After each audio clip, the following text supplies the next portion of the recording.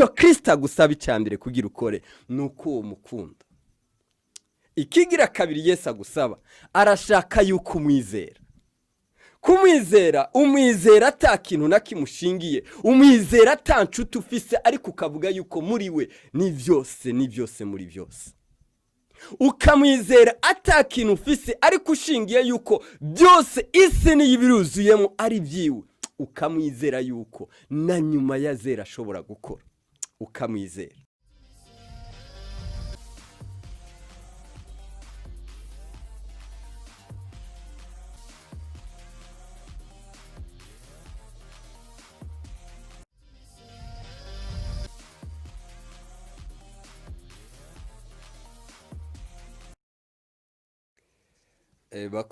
Bakundwa ba televiziyo Ikamba Calvary, ndabasuhuje mu izina rya Yesu Kristo. Ni Pst Eric ndayizeye. Nshima Imana kubw'umushumba wanje Pastor Steven. We yashoboje hari icyo yakoze kandi no kumfata amaboko kubw'umurimo w'Imana. Umushumba wanje ndamushima Imana kubwiwe, kandi nagira ubuntu yuko ataza yibagira abo yatoje ndetse nabo yabanye, kugira ngo icyo Imana yadushizemo dushoboye kugigeza kuri bene data ndetse no ku isi yose. Ndashaka tuganira ijambo ry'Imana, ariko imbere yuko tuganira ndashaka kubanza kuramyaho gato. Umutima wanje mwami Yesu, ngwino utegeke kibikirimba cyawe mwami Yesu, aho unezerererwa. Kukahubaye hariho ubuzima, kandi aho ugendera ijuru niho riri.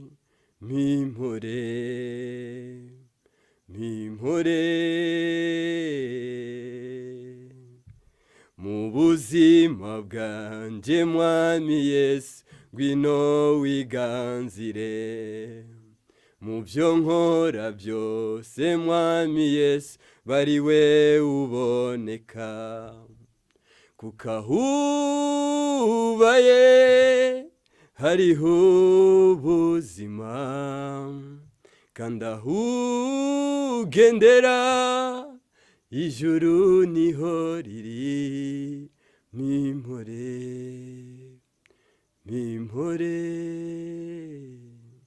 Imana ishimwe cyane.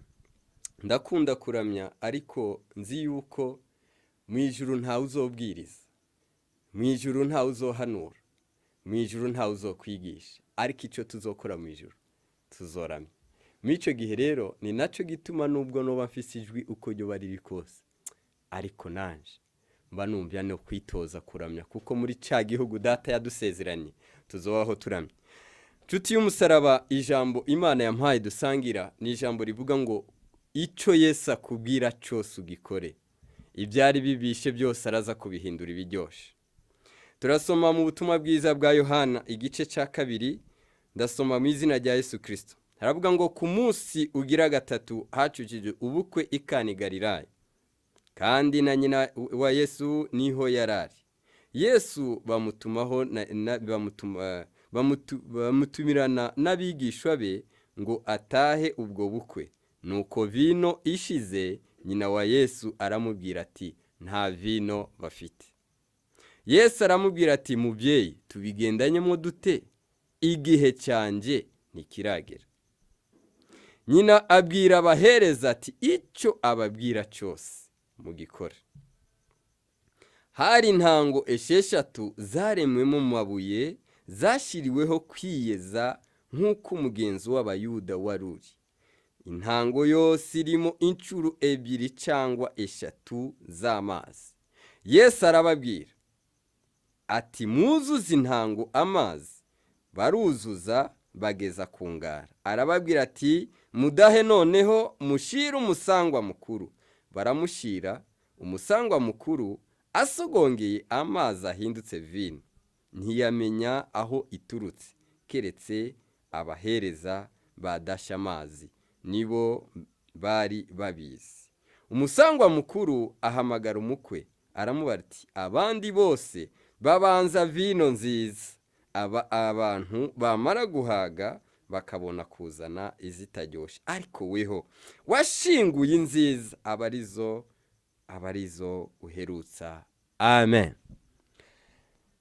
Ijambo ry'Imana ritubwiye gute? Ritubwiye yuko ngo ubukwe hacujije ubukwe ikani Galilaya. Ubukwe nk'uko ariko ngo mubwo bukwe bari batumyemo Yesu Kristo na nyina wa Yesu Kristo niho yarari. Ngo mubwo bukwe vino irashira, ariko ngo vino imaze gushira, Mariya yarazi amakuru ya Yesu Kristo. Mariya niwe yarazi icyo marayika w'Imana yari yaravuze kuri Yesu Kristo. Mariya yarazi ubutware buri muri Yesu Kristo, maze yegera Yesu. Nshuti y'umusaraba, mukikurgoye no kukikunanije, egera Yesu Kristo niwe gisubizo cyawe. Egera Yesu Kristo, kuko umuntu wo mubwira ariko akakurambirwa, ariko Yesu Kristo nubwo abacecetse ariko abayumvise kandi yiteguye gukora. Mw'icyo gihe ariko ngo Mariya abwira Yesu Kristo ngo mwana wanje vino yashize. Mw'icyo gihe ngo Yesu Kristo aramubwira ngo duhuriye hega nyina wanje. Ariko Mariya yarazi yuko yabwiye ushoboye, yarazi yuko yabwiye umutware, nta kundi ntiyarinze gusakuza. Message yari yatanze yari ihagije. Ngo aregera abasukube arababwira ngo uriya mugabo je ndamuzi, uriya mugabo jewe nza makuru ye, ntihagere n'ikindi icyo ababwira cyose mugikore. Haleluya. Nababwiye ngo icyo Yesu Kristo akubwira cyose ugikore, ibyari bibishye byose araza kubihindura ibiryoshye. Nyuma zaho nshuti z'umusaraba, Yesu Kristo kuko atashobora gukoza isoni nyina wiwe, Yesu Kristo kuko yarazi icyo nyina wiwe amaze ku buzima bwiwe, nyina we yaramaze gutanga message gusa yuko vino yashize, icyari gisigaye hari hasigaye gukora kwa Kristo. Ndakubwira ngo icyo Kristo akubwira cyose ugikore, ibyari bibishye araza kubihindura ibiryoshye. Aho uri hose bwira Kristo araza kubihindura. Ibyo Kristo atubwira rero, ikintu cya mbere Kristo adusaba kugira dukore, arasaba ko tumukunda. Kristo yabanje kudukunda imbere yuko tumukunda. Niwe yatwitangiye ku musaraba, ariko arashaka ko tumukunda.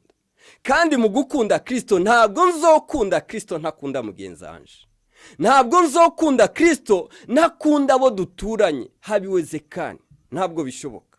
Kugira ngaragaze yuko nkunda Kristo, n'ukuntu nzogaragaza urukundo nkunda mugenzi wanje. Ukuntu nkorera Kristo nuko nzogaragaza ukuntu nkorera kuri mugenzi wanje. Icyo Kristo agusaba icyambere kugira ukore nuko uwo mukunda.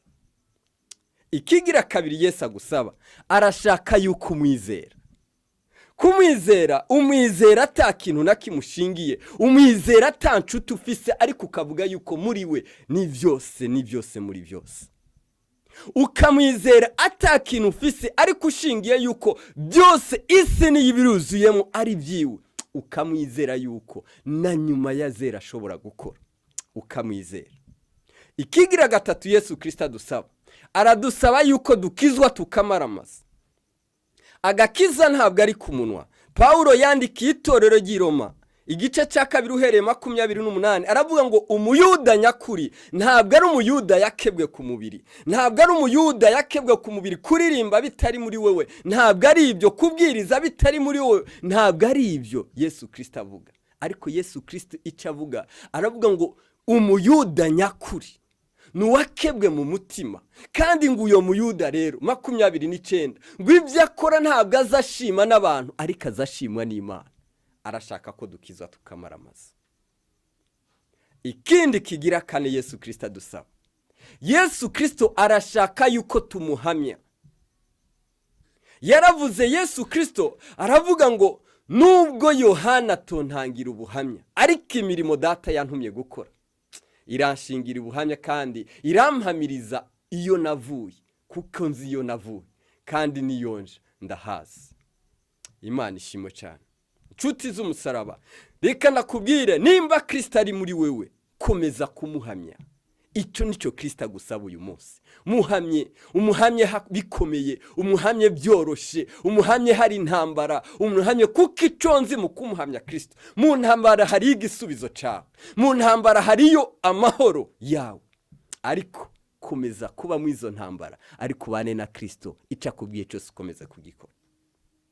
Ikindi Kristo adusaba, arasaba yuko mu kugenda twese tugende duciye bugufi. Niko umuhanuzi w'Imana Mika yavuze ngo uko dukwiye kugenda.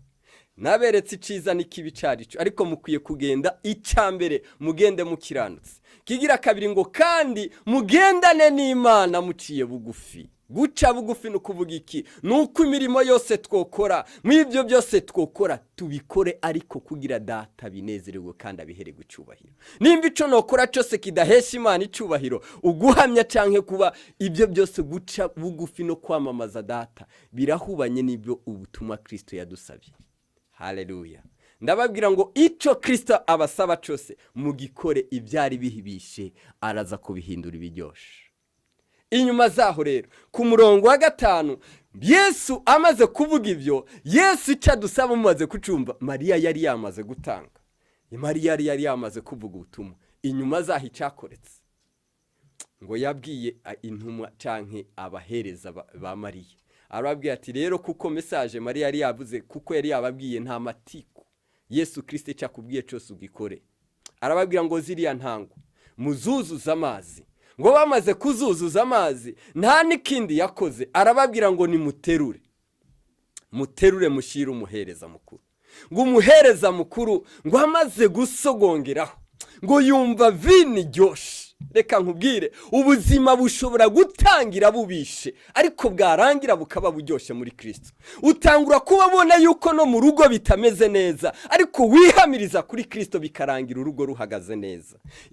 Niyo ntumbero, kuko muri Kristo bitangura bibishe, ariko byarangira bigarangira bihimbaza Imana. Kuko mu cete cya mbere cya Petero 2:12 bavuga ngo mukomeze kumuhamya Kristo, mukomeze kugaragaza ingeso nziza nubwo babasebya. Rega twarasebye, mwarasebye, ariko icyo nagomba kubabwira ngo mukomeze kugaragaza ingeso nziza mu bapagani. Ngo ariko inyuma yaho ngo Imana izoza bagire guhimbaza Imana mu gihe yabagendeyemo. Nico gituma ndakubwira ngo igihe cyawe cyo kugenderamo ni ikibivanye n'ico uri kurakora Kristo yagutumye. Haleluya. Ngo bateruye amazi yahindutse vino, n'umuhereza mukuru atangura gutekereza ngo abandi bahera ku bibyoshye, barangiza abakuru bamaze kugenda bakazana ibibishye. Ngo ariko mwebwe, ariko amakuru ntibigeze bayamenya. Uretse amakuru, reka ndakubwira, iyi Imana igiye kugutabara irahuma amaso bamwe, ikabandi ikabashira ku ruhande, ibindi n'inzugi zigafungwa. Ariko igihe yagize umuryango wa Yesu, iyo ugiye gufunguka hariho imiryango ifungwa, ariko igitangaza kikabona nyiri kukibona, ukwiye kukibona, uwakiruhiye, uwagisengiye niwe wo kukibona. Hariho abari babibonye, abadasha amazi nibo bari bazi ico gitangaza. Inyuma zaho nibo kandi bari bo kubihamya. Ariko rero nagomba kukubwira, ubuzima bushobora kuba butanguye, Yesu Kristo kaburi kuramukorera, ukamukorera bigoye, ukamukorera urugo rumeze nabi, ruri kumanegeka. Ariko nagomba kukubwira, inyuma y'iri jambo kwibi bintu uriko ndakubwira ndagutangariza, inyuma y'ubu buzima Yesu Kristo akuremere ubundi buzima buryoshye. Ushobora kubaho bakwita yuko wabaye umusazi mu bya Kristo uko yakubwiye, ukaba hatakazi witwa. Ariko nagomba kubwire, Imana ishobora kuguha akazi kandi irakarema ubuzima bukongera kuba bwiza. Ushobora kubaho uri umukobwa wabayeho warizeye Kristo atarugufise, ariko kuko wamwizeye kandi ukora ibyo ashaka, bikarangira kuremeye umugabo mwiza kandi azoza kukomora ibikomero wagize. Ndashaka dusengana. Nshuti y'umusaraba uri kurantega uguti, ubutumwa n'ubwawe, ariko icyo Yesu Kristo agusaba no kugikora. Ariko nagomba ndakubwire, inyuma zaho araza kubirangiza birangira biryoshye. Reka dusenga Imana.